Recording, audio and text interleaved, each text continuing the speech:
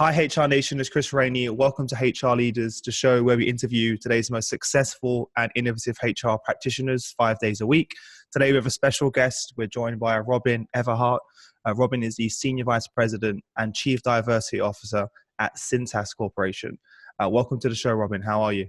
Thanks. Great pleasure to be here. I was saying, Robin, just before we hit record, we just named our daughter Robin. So great name. It is. I appreciate that. I'm honored. Fantastic. Robin, before we jump in, tell our listeners a little bit about yourself personally and your journey to becoming the Chief Diversity Officer at Cintas Corporation. Sure. My career actually didn't start in business. It started in social work. And that was kind of the beginning of my love for people. And through kind of some divergence of paths, if you will, wound up in the corporate arena and initially wound up running compliance and ethics for various corporations. And that led me to various organizations. And in doing so, then I fell in love with operations because I'd been assessing risks for all of these companies and spending a lot of time with the business leaders. And in operations, it became glaring throughout my organization that we really had a tremendous mix of sameness, right? And we had terrific performers and executors and leaders, but we didn't have the connection through our people. And we were kind of reaching a place of complacency, I'd say, where innovation wasn't as fresh because our ideas were very similar. Yeah. We were seeing an outlook that was different because we all kind of came from the same place or background. Yet we have 1 million customers who are incredibly diverse. And it became apparent that we have to mirror the marketplace. And I had been asked if I would be willing to take on this role. And our company was brave enough to say, hey, we're not making as much improvement as we'd like. And we're going to take this to a really formalized department, if you will, and look at how we can impact the organization. And that's really the position I've been spending my time in for the last almost 5 years. Fantastic. And so how did the D&I function actually start then? Yeah, it was created initially by our CEO. And That's always a good sign, by the way. It is a good sign. And it's a needed sign. Yes, it is. Necessary sign because it requires the commitment from the top. But interestingly, I would tell you that from our culture and background, D&I has always been a part of the culture and history. It just wasn't called that. But if you look at our code and you look at the message from the founder, he talks about making sure that every individual who works for us has a place of authenticity and value add. So a lot of what he expresses really is in relation to diversity and inclusion. It just wasn't called that at the time. So as we move forward in this and the CEO says, hey, I want this position. I want it reporting directly to me. I want to make sure that we're creating transition. He built it into his strategy. And I think that's where it has to live, right? It's not just about performance. It's about how are we performing through our people and our relationships and meeting the needs of our marketplace. I would tell you it started a little unknown because we hadn't done this formally prior. So it really required looking at what we thought our needs were, the changes we wanted to make, and we built it from the ground up. So we have a team currently of 16, and our scope is a little greater than people would imagine when they see the title, because we do focus on diversity and inclusion from a landscape perspective, from a metrics perspective, from a training and awareness perspective.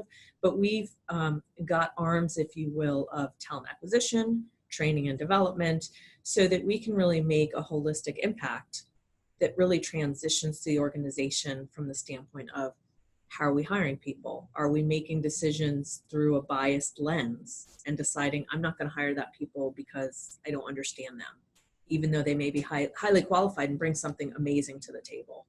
Mm-hmm. I love that link, by the way, to those other areas you mentioned, because then you have a real meaningful and measurable impact in the organization. It's not, we was talking about before the show about just ticking the box. Yes. When the 2018 was the year of everyone just hearing the buzzword of D&I and ticking the box. We all saw that, right? Whereas it clearly straight away, just from those examples you've given me, you've kind of linked that directly back to business challenges that you're having, and how D&I can help impact that through talent acquisition and for innovation, etc. So at the moment, obviously you're managing all of these different areas. What's really occupying your mind on a day-to-day basis? Talent is always occupying everyone's mind. And so I'm going to be very brief on that, because I think every organization, if you said, what keeps you up at night? Right now it's talent. It's finding the talent, it's keeping the talent, it's ensuring that you're competitive in that area. So I have to say that because that is It's true. Same for me. Right. We're growing our small startup here. The only thing stopping me right now is finding the right talent. So yeah. That's exactly right. I would tell you the next challenge that comes with that, though, that really is on top of mind for me is how we include that talent, right? So we can focus on bringing it in. We can focus and understand the importance of diversity and having those differences. And all of the research and studies show the benefit and the performance, right? The outperformance that the organizations and teams who are diverse are succeeding at versus those that are homogenous. But education and awareness is really top of mind for me because it's really having the difficult conversations with ourselves and with leaders in the essence of, okay, why didn't I hire that person? Or why did that person make me feel uncomfortable? Or why am I basing this off of what I believe it should be when the reality is I shouldn't be leading people based on my own personal opinion. And I share it with our organization. I call it the backpack of beliefs, right? Is that unconscious bias? Is that yeah. Or how we lead. So for example, like I think companies like to think, hey, we're all going to check it at the door when we come in and we're just going to we don't do that. We don't do That's that. the reality. No way. So for us, we have 42,000 individuals who show up to work. And when I say backpack of beliefs, we all walk in with one, right? So in my backpack are all of my things. It's my experience, my exposure, my belief system, my opinions, right? And they're mine. The challenge is, as humans and as leaders, we tend to lead people or interact with people under the assumption that your backpack has the same things in it that mine do, or should. And that's not the case. And if we're not willing to look into somebody else's backpack and kind of unpack it and learn more and remain curious, even if we don't understand or agree with the things that are in there, we have to know what they are in order to lead people who are different from us. And in order to create a more comprehensive education for ourselves, because we're going to learn something when we look into each other's backpacks. And more often than not, we're also going to find significant similarities. Mm-hmm. It's in those differences that innovation comes, and new ideas, new thinking, new perspective. Whereas actually people find being uncomfortable is actually in situations sometimes is the best thing. Absolutely. Because as soon as you get comfortable and everyone's thinking the same way as you mentioned beforehand, then that's a very dangerous place to be, and you will be disrupted. And we're seeing it happen all around us with organizations every single day now. Before it was maybe one or two companies a year. Now it's every other week. There's a company in the news now that are kind of going out of business because of the lack of innovation and diverse thinking in the organization as well. So how are you educating your own leaders then, your own leadership in the organization to think differently and be open-minded and kind of step away from the conversation and to not impose their own perspective on it? It's intentional and comprehensive and required a huge commitment. So when we implemented the formalized structure and in my regular meetings with our CEO, one of the things that we conversed about regularly is this can't just be a token position. This can't just be something we do half-heartedly. So we're going to have to spend a significant amount of money to identify what are some of the biases, what are some of the gaps, how do we do a better job of, what I call leadership training. And that's really, to me, what it is. It's about how are we leading people who are different from us. And we have a very comprehensive training that we've put together that runs a number of days that is different from anything we've ever done. And we don't talk at all about the business. We don't talk about our metrics. And it is fully integrated as well as having outside experts. And we dive really deeply into unconscious bias, conflict resolution. We go into different generations, different races, different walkabouts, if you will, LGBT, racism, gender, all of these different areas. And we dive deep. And I would tell you initially, it creates an environment of discomfort. Yeah, I can imagine. Oh, yeah. And we address that. We address it. It's good. It's healthy. It's good. Yeah. It is. And we're very transparent with it when we kick off the training, because we talk about, hey, the next few days are going to be very outside of our corporate box. They're going to be uncomfortable. It's going to be challenging. And we also know you don't get a choice to not to be here, right? Because it's mandatory. Yeah. But our hope is that at the end of that time, you have grown as a person and you understand the benefit. And I would tell you the consistent feedback, the consistent results we get are unbelievable. And so much so that we then went on to say, you know what, this is not just for our leaders. This is going to become mandatory for everybody who takes on a supervisory or above role, so that they really have an opportunity to grow and become educated as they start managing teams of people. And we teach our leaders. So here's the reality. I can't do this for the organization. And I think sometimes companies get stuck in that. They say, oh, well, she handles diversity and inclusion. She's going to create change. Yeah, it doesn't work that way. Yeah. And it doesn't. So we spend a significant amount of time working with our leaders and my peers to really ensure, guess what, the message is yours. And the way you incorporate that into running your business is yours. And your people are going to embrace and do this based on their belief in who you are. And we've really encouraged our leaders, and it's foreign at times, that the discretionary effort of an employee comes from the trust, familiarity, and comfort they have with you. And in order to build that, you have to show them some human elements. Like, you have to be willing to be vulnerable. And they have to know that, hey, this is my leader, but guess what? They're human too. And they show up in the organization, and it's okay that they might have cracks.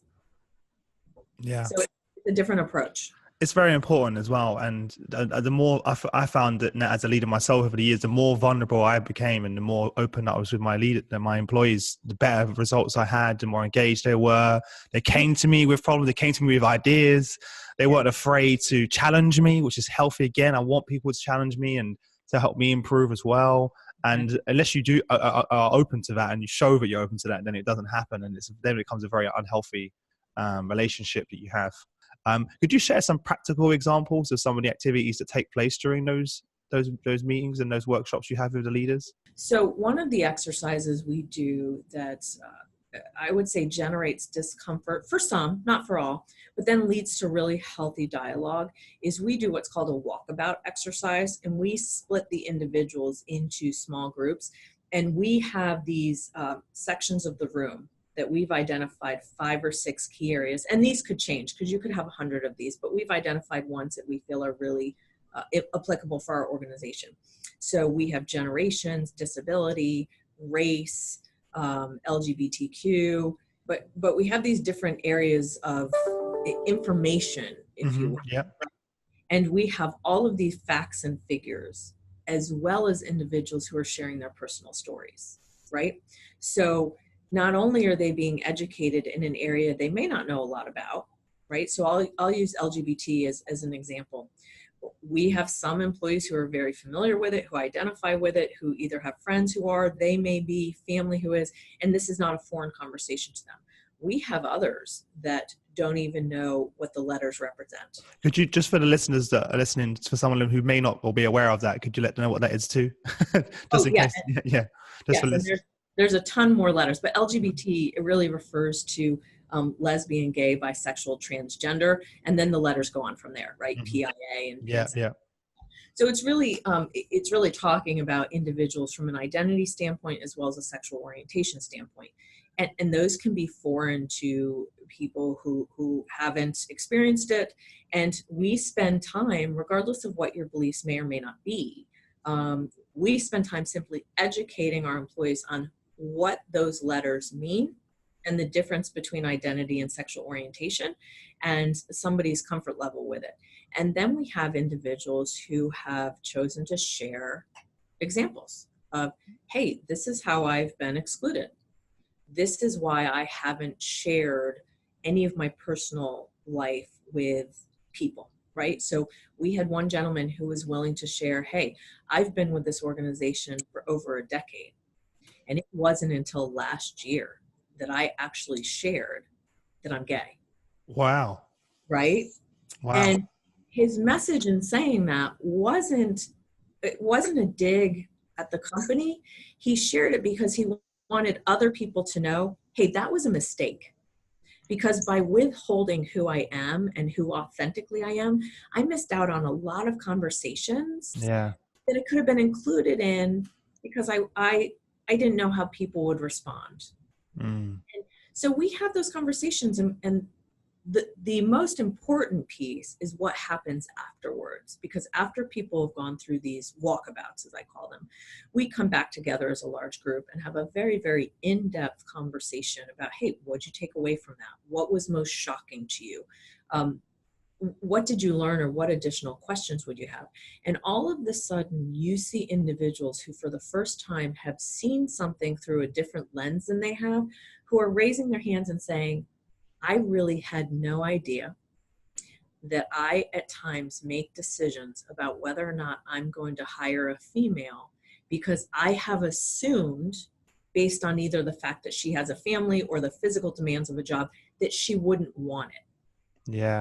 They're now realizing I don't get to make that decision or make that assumption. They know what the job description is. They know what the requirements are. If they've applied for the position, clearly they know what they're signing up for. It shouldn't be about us, quote unquote, protecting them because we feel all of a sudden this need that we're actually doing them a disservice. Exactly. Right. And that's the main, again, that with the unconscious bias, there's so many times everyone's guilty of it to some degree, you don't know until you don't know what you don't know. You don't, if you don't know you're doing it. And that's why I love that, by the way, that practical example that you shared as well. And for everyone listening, there's something you guys can implement in your organization. It doesn't cost a lot of money. No. To do. And it sounds like a fantastic way to get everyone together as well. They're all in the same situation, and to set those up. I think that's a great example. Thanks for sharing that. Yeah. And I think the key to that, Chris, is that people have to be willing to be uncomfortable in having those conversations and not become defensive, and recognize, hey, not everybody's on the same page. Not everybody understands it all. They're going to have questions. We have to be willing to allow people to put themselves out there with those questions. Mm-hmm. And, I share with them a personal example of, hey, listen, you can think you don't have bias, but we all have it. It doesn't go away. The key is being aware so that as a leader or person, you can back yourself up. And I shared that there was a period of time where I was interviewing for an open position. I had amazingly qualified candidates come in front of me. And there was a young woman who was highly qualified, and she mentioned that she was newly married and really excited to start a family. And my wheels started churning. Sure. There's so much travel. There's this may not be what she wants. And I had to check myself at the door. Yeah. I literally had to check myself because I am a working mom. I had all 3 of my babies during the course of my career. And I would never want somebody to make an assumption about me that would really, really tick me off. And yet that bias still existed. And I had to check myself at the door. But now, because you've been through this, and now your leaders have gone through this, that all appeared during those moments now. Yes. And that's what's exciting about it, is that when those moments arise, when they're going to make that decision, there will be another voice inside their head that go, wait a minute. It's this, and that's what's really cool about it, right? Because then that's through those workshops and through those discussions, it now becomes part of their decision-making process. And it's part of it's not just, as you said, just a tick the box. It's part of their strategy. It's part of your business strategy. So and it's part of their willingness to have a conversation. So really that's for me, while obviously you want to see the transition and the metrics and all those things and the engagement improve, I would tell you that some of the most inspiring moments for me are when leaders come forward and now are willing to have a conversation with me, or a difficult conversation, to say, hey, listen, I've been going through this interview process. I think I have the most qualified candidate. It makes me a little nervous. Because all right. Interesting. Other way around. Yeah. I don't know how it's going to be perceived by my other employees. I don't know how it will be perceived by the customers. And it's working themselves through discomfort that they shouldn't have. And my point to them is, hey, you're concerned about something that this individual has lived with all their lives. So you being concerned that someone has an accent, or you being concerned that someone's a different race, and you don't know how someone else will respond, this is your chance to lead bravely. If they are the most qualified candidate, it becomes a performance issue. And if your other employees or your customers respond negatively, that's a leadership moment, because that is on them, not on the individual who's different. On that point then, something I'm always fascinated at is the link between innovation and diversity. Could you share any examples of how this has come to life in your organization since you've created this function in the business? Yeah. So I'll just give you some general examples, and really it revolves around conversations that occur, right? So we provide services to our customers, and they vary across the board, right? Some may be uniform, some are facility services, etc. We created a beautiful new line of facility services products. So this will be toilet paper dispensers, paper towel dispensers, hand sanitizer dispensers, you name it. And they're in these beautifully vibrant colors for organizations that want to step outside the box, with lime greens and orange and all this. And it was highly successful. And in a conversation, and it was really kind of developed and implemented, if you will, through a very creative team, but of men. And in conversations about the success and how we continue this, one of the women said, "Hey, this has been so highly successful. Why aren't there receptacles in the women's room that they may need for," and not to be too much information, but women may need for tampons or other things. Sure, yeah. Where are those? In those colors, with those type of things. Colors that go along with it. And it was a simple conversation, but the reality is that light bulb moment. That, yes. And really the men were like, "Oh God, well, why don't we? That's brilliant." And really what it took was simply having a different perspective. Yeah. And the same thing holds true on our uniform side. So years and years and years ago, when we first started in the uniform business, we predominantly had men's pants and men's shirts. And we would ask the wearers, "Hey, what's your neck size? What's your waist size?" All of these different things. And all of a sudden realized, again, through a different perspective, well, I don't wear men's pants. And my waist size is different than my size. And I want something that fits me. And that launched us into women's wear.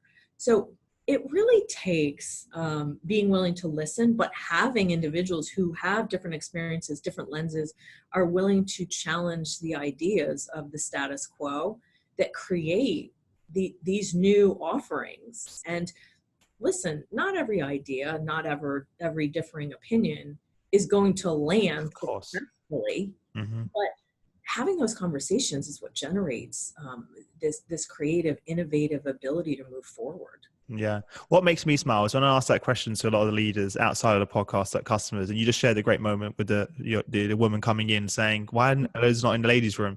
It seems so simple, right?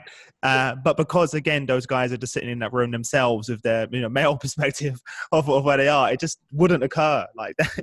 Right. When you just shared it with me, it's so obvious, and I'm sure that had a huge financial impact on the bottom line. Developing that new line, because it's something that stood out, something innovative, something you don't see every single day. It seems so simple, but that's what happens when you expose us to different minds and different ways of thinking. So I think that, to your point right there, people haven't, and I think many have, but people haven't necessarily tied in the fact that when we talk about diversity and inclusion, when we talk about differences and inclusion and all these conversations, this directly impacts the bottom line. For some, they think, "Oh, these are buzzwords. This is nice to have. We have to do this, blah, blah, blah." And the reality is when you can do this successfully, not only can it impact the innovative side for products and services, but, and that's impacting the bottom line from success, but you're reducing turnover. You're increasing retention. You are getting their engagement. Yeah. They're ambassadors for the company. And those are all cost related. Yeah. And it makes business sense. And at the end of the day, you guys wouldn't have a team of 16 people if you wasn't justifying that cost. Let's be honest. As much as your CEO is bought in, he's still looking at the costs to deal with inflation. We are still a cost center. And if it's not value added, believe me, it wouldn't be paid for. You've been doing this for quite some time now. I think last year was a great year for D&I. You saw companies like Netflix, M&T Bank, Uber all increase their diverse leadership. And so a lot of companies are now making a real commitment to that, which is great. It's a good indication that we're moving forward. But what are some of the common mistakes that you're seeing companies make? So I would tell you some of the common mistakes is creating the strategy or direction in a vacuum, right? I think individuals who are put into this role potentially have some expertise in it, or coming out of HR, or have been tasked with creating it. And they're doing so just based on, okay, we have to improve the landscape. We're going to do this. We're going to do that. And sometimes you can trip on yourself if you haven't really done the due diligence in your own organization to assess the state of readiness, so that you know the brick wall you may be running up against, right? So that you know this is not for the weak of heart. You're going to have to work at it. Change management is difficult. And I think not biting off more than you can chew. I will tell you some of the biggest mistakes, and this is a balancing act, is when companies simply say, we're going to do this. You mentioned this earlier. We're going to implement metrics, and we're going to hold ourselves accountable to those metrics. And if you can't balance that with the conversations, you will wind up with leaders who may be very metric driven, who are checking the box because they're so focused on, I have to improve my number of women. I have to improve my number of minorities. Oh, look, my percentage is going up. And what they're not looking at on the back end is, well, for as many as you hire, they're falling out the bottom of the bucket because you may be diversifying, you're not being inclusive. And I think some of the mistakes is not realizing that so much of the success really is the softer, harder piece of it. Challenging conversations, holding each other accountable. Like, why did you hire that person? And on the flip side of that, so I'll give you an example where with an intentional focus on creating diverse hires, you sometimes will see people, and this is a huge mistake, state, well, I will only interview or hire women or minorities. I'm seeing that as well. I don't know how I feel about that. well, great. And you should. And I tell the individuals I work with, because oftentimes you can sense this discomfort when this conversation comes up. Yeah. And inevitably, if some of our white men, while we're having the conversations, don't say, wait a minute, what's it for me? I insert it, because the reality is I don't want you just hiring or interviewing women and minorities. I am asking you to further expand your candidate pool to include people who you haven't previously included because you've always fished in the same pond and the fish all look like you. Once you've done that and you've interviewed the people, choose the most qualified. And I actually had an individual who had called me, who had brought a tremendous candidate pool in front of a leader. And she called because she was concerned, and she said, I have a really killer candidate. He's been in front of all the other leaders. We all believe he's the right person, and I can't get this leader to interview him because he's a white male. Wow. And I contacted the leader, and because she was concerned about having the conversation, because she was lower level. And I reached out to the leader and I said, hey, you know why I'm reaching out, don't you? And he said, I do, but I'm really trying to be intentional. And Robin, I'm really an advocate of this with you. And I said, yes, but it doesn't mean you don't interview it. And he wound up interviewing the person. And I got a call very shortly thereafter where he said, oh my gosh, I am so glad you challenged me, because this guy's a rock star and one of the best hires we've made. That can be an issue then. If you're setting these KPIs, then people, that's just a perfect example of where that's created that discomfort for that leader, saying, well, I want to meet these KPIs that you've created, but at the same time, no, this is great. This is a superstar hire. What do I do?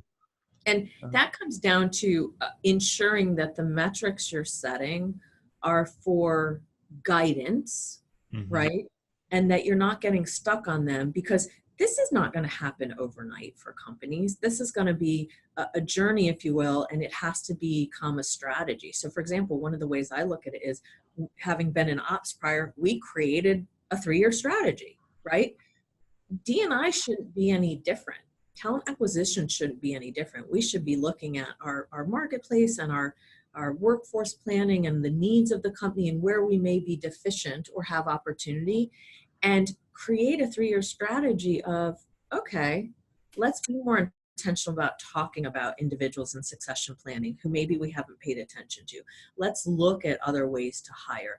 And it should be an ongoing challenge and conversation in order to meet those metrics. It shouldn't be meet the metrics and then there's fallout on the back end. When you got started, just out of curiosity, where did you look towards for sort of best practice, and where did you start? Like, you know, who are the sort of people you're looking at as great case studies and sort of leaders in this space? Well, and as new as it is for many companies, there are some companies who have a tremendous track record of success in this and have been doing it for years, right? You can look at Deloitte, you can look at Sodexo, you can look at some of these organizations that have been on a decade-long journey or intentional purpose behind this and done really exceptional things. So there are some areas that you can look. I think what people have to realize is it's not a one size fits all. Best practices and sharing those are really important. And I would tell you the one benefit I found is that individuals who are working on diversity and inclusion in their organizations or who are in this from a position standpoint are very willing to share. Just naturally very passionate about this. It's a role that you can't not be passionate about, let's be honest. and why would we be afraid that some other organization is going to do some of the same great things? Yeah, that'd be silly. So I have found the benefit that companies, we are more than willing to share when it comes to this. And it's about people and it's about helping create better environments. So there are organizations that provide some general elements, if you will. And I think companies really have to then focus on how do we apply what works for us? Because not everything is going to work. So what's the state of readiness for our organization? What are our needs, right? Every company is going to have different critical needs. So where do ours fall? And how do we address those? And doing so kind of in a more, built process instead of just a boxed in process. Yeah. And you said it earlier as well, you can look outside, but you need to start within your own business and look at what are you trying to address in your organization. And don't overcomplicate it and do 20 different things. Just choose one or two key things that you can have an impact on straight away and focus your energy there, right? Last question. When you're figuring out building your team, what does your team look like? You said you mentioned you've got 16 people on the team. I love my team. What are their roles and functions? What does that look like? Because again, for someone like myself, I wouldn't have a clue what the individual working parts of your team look like and their role in the organization. So could you share a little about that? So what's interesting about that is the makeup of my team is the perfect picture of diversity, and it's all by chance.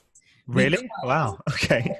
And I say that because we've just put into practice what we're teaching other people. You have to.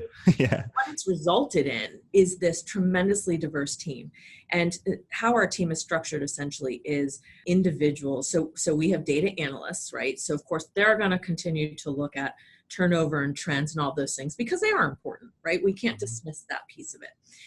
But we have subject matter experts or managers who are really focused on the other pieces, right? So we have somebody who really is focused on military hiring and building the relationships in our community. We have individuals focused on disability hiring and those relationships and the education that needs to occur around that to hire and accommodate individuals. We have a team of 7 that I would tell you are really focused on talent acquisition from the standpoint of building relationships on various campuses throughout the country that we've identified, focusing on sourcing from different avenues than we would have before, right? So I think companies are always going on campus to recruit. I don't know how many are intentionally looking at what organizations exist on the campus that we're not tapped to, That's true, right? Yeah. And so we've really made it an effort to tap into those tentacles, if you will, to ensure that the candidate pools we're getting are significantly diverse. And just in providing a diversified candidate pool, you see the changes in hiring decisions simply because they now have more qualified individuals. You're setting yourself up for success, really. Correct. And my team, I would tell you the reason we're so successful, because it can be very difficult. You have 16 people who are trying to influence the direction of a $6.5 billion organization with 40,000 people. Like, it's not an easy feat. We do so by gaining buy-in of other leaders, building into what we do. But interestingly, when you look at my team, the reason it's successful is because we have diversity of age, we have diversity of gender, we have diversity of race, we have diversity of sexual orientation. And it's by chance because of how we hired and what we were looking for. And I think some intention of we did want individuals who thought differently than we did. Yeah, sure. So we weren't as afraid of individuals who are different. And because of that, I'll tell you what, we complement each other beautifully. We challenge each other beautifully, and sometimes it's uncomfortable. And I would tell It's you, good. that's a great thing. Yeah. And we've become closer because of that, because we are willing to say, oh, okay, you know what, Robin, you said this. And I don't think it was meant that way, but let me tell you how that could come across to someone else. Mm-hmm. And a willingness to get that feedback and not be defensive about it, to recognize, oh, you know what, we're trying to implement change, but the reality is that we all have an ability to change as well, has been really, really instrumental, I think, in our success. Could you share briefly kind of the change in the leadership mentality between 1 and 4 years? What are the biggest shifts that you've seen, both good and bad, if they're, along the journey? Yeah, I think we've gone through the traditional element of change management. I would tell you that initially, when it was put in place, you probably had some deniers. I don't know why we need to do this. I do this well. Are we doing this for face value? Yeah. Right? Mm-hmm. So I think that's the initial piece that anyone goes through. I just want to prepare everyone listening that doesn't go through it. It's not all roses. Oh, no. It sounds amazing with the work you're doing, by the way, and it's absolutely incredible. But I want to make sure everyone listening understands that it's not all roses and all great. No, not at all. And I would tell you that the biggest challenge for me is that I ask my team every day to get up and run headfirst at a brick wall. Yeah. And it doesn't just fall over. It just crumbles kind of one piece at a time. And it's not for the weak of heart. It's not for the weary to have to get up and create this kind of change. But I think people have to be ready for the fact that it is normal that initially there's going to be reluctance, and not from everybody, right? And then there's going to be this, reluctant compliance. All right, we've been told we have to do this. I'm going to kind of toe the line. And then slowly but surely you see the transition, and that occurs over time, and it occurs with continuing to have the difficult conversations, not backing up, if you will, from the importance for the organization, being able to tie it into the business. And then all of a sudden you have kind of a push where it's not as hard to push, and we're pushing out tools and resources that help the leaders create their own voice or drive the message in their organization. And then all of a sudden one day you really get this beautiful shift where they're asking for it. That's when you know you're winning, when they start asking you, coming to you with questions and knocking on the door, right? I love it. Come help us, come present for us, or hey, I really want to do this type of exercise with my team. Do you have anything that I can do? And instead of asking us to do it, they're willing to do it. And that's what creates the inclusive environment, because the employees are seeing it from their leaders. And kind of that is, the leaders keep coming back to ask to do more because they're seeing the results and the impact. Yes. So they're seeing the discretionary effort from their people. Yeah. And I think that's something people miss as well, is that you do have to, sit down with you and make sure they understand what it means for them individually and the benefits to them, because otherwise they're going to see it as more work. Right. And more and naturally, right? They're going to be like, more work, another thing on my plate. Yeah. I've got. I don't have time. I didn't want to say that, but that's what I meant. I don't have time for this. And you can imagine that's the initial knee jerk reaction whenever. And this is for every type of change management that company experience, not just not what you're doing. We hear this all the time in HR, all the different projects that come up, but as soon as they start seeing those results and what it means for them and their organization and the value, then. And that's, I think that's why it's good to get focused on getting some of those quick wins as well. And not just try and, again, achieve everything. Get some quick wins under your belt and demonstrate the value, what it's going to look like to the organization as well. So fantastic. Well, look, Robin, I think we could talk forever on this topic, but I don't want to keep you the entire day. Before we wrap up, Robin, we're going to jump into a quick fire round. I'm going to ask you 5 questions. And you have no longer than 30 seconds. Should I be nervous? No. I took too long to tell you that, but you'll be fine. Don't worry. So the first question is, No, what was the number one thing that was holding you back from becoming a senior D&I leader? My own fear. Fantastic. What's the best piece of business advice you've ever received?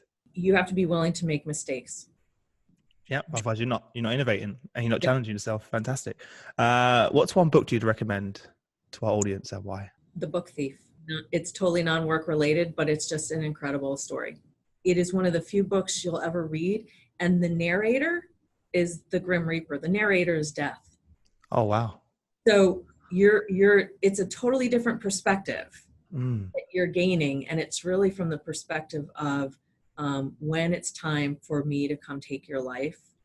What does that look like? Wow. Okay. Well, I'll certainly link that in the description, everyone. Sounds like a great read. Could you share some internet resources that you use as a leader to stay up to date with current events, educate yourself, continuously sort of be aware of what's happening around you in the marketplace? Okay. If we're talking diversity and inclusion specifically, there's a number of them, and you have diversity best practices and all these different areas you can go to. I would tell you, I'm still a newspaper person, right? Online now instead of in paper, although I love paper. So I always recommend that people stay on top of, hey, what's happening in the world? What does this look like? What's your commonly visited websites? If you're looking at your browser and, you're like, for me, I come on every day. Obviously it's LinkedIn. I'm looking at a bit of LinkedIn. I'm doing a bit of TED Talks. I'm doing a bit of podcasts. Yeah. So those are kind of I would tell you that's a big one for me. So I've done a ton when it comes to YouTube, TED Talks, podcasts. Mm-hmm. I'm constantly asking people for, what are you listening to? What have you found that catches your attention? Why? And sometimes that's personal and sometimes that's professional. And what I may think is good may not resonate with someone else. So even though I have found something that I like, I always ask others, like, what business book have you found that you think offers a perspective? And I think that is the most beneficial. Yeah, why have I not? Yeah, it's true. I don't ask that question to my guys. I should do that more often. I've asked that to my employees. Yeah. And the beauty behind that is, like the individual I mentioned of different sexual orientation, he came forward and said, hey, this book will give you a really nice perspective of what it's like to be a gay man. And I'm like, well, I never would have picked up that book. Yeah, sure. That's tremendous. And then I was able to give him something that would give him female perspective. And the conversation that ensued was him coming into my office and saying, hey, listen, I got to tell you something. As a gay Black man, I was pretty sure I had this wrapped up. Like, I understand diversity. I understand the challenges. I've got a hold on it. And he said, but I had no idea. Like, now that I've talked to you about it and read this, I had no idea what the female perspective was. Wow. And so those are the kinds of things that we get to learn and gain. And last question. What's one thing about your business that you're most excited about? A willingness to change. That's what I'm most excited about. I think we're phenomenal with products and services, and I think we have amazing people. What I am most proud about is the willingness to change, make mistakes, and keep moving forward. Fantastic. Well, look, Robin, you've been an amazing guest. I'm so glad we had this conversation. Thank you for taking the time out to share your journey, your insights, your perspective that you've been going through. I'm really excited for you and also excited for your team. It sounds like you have an incredible organization, and you've obviously clearly got an amazing CEO that's obviously driving this, which is huge, as well. And I really look forward to keeping track of the work you're doing and growing our own friendship and our own relationship after this. Yeah, well, Chris, I appreciate it. It was a pleasure. Fantastic. And last thing before we part ways, Robin, if there's one parting piece of advice you could give to our listeners, what would that be? And then secondly, what would be the best way for them to reach out to you personally if they have any questions or want to get in contact? One of the ones that I emphasize the most is the path may not always be straight or clearly defined. And I think sometimes we get stuck on that. And my message to everybody, both on a professional level and personal levels, there's always another path. If the idea doesn't work, try another one. If the direction you've gone isn't right, go a different direction. Mm-hmm. And I think we have to remind ourselves of that sometimes, because I think sometimes we can get stuck in, if it doesn't go the way we think it should, we deem that as failure. Yeah. And no, actually failure is if you didn't even move forward. Mm-hmm. So I think it applies both personally and professionally. So they can reach me a couple ways. I'll give you both personal and professional. They can reach me at everhartr@cintas.com, or they can reach me personally at robineverhart@gmail.com. I welcome both. They can look me up on LinkedIn. Yeah. I have plenty of conversations behind the scenes on LinkedIn, and I'm always happy to connect. Oh, fantastic. Well, for everyone listening, guys, as always, if you head over to hrdealers.com, you'll find the show notes for an episode. Everything that's been shared by Robin will all be there, linked in the description for you.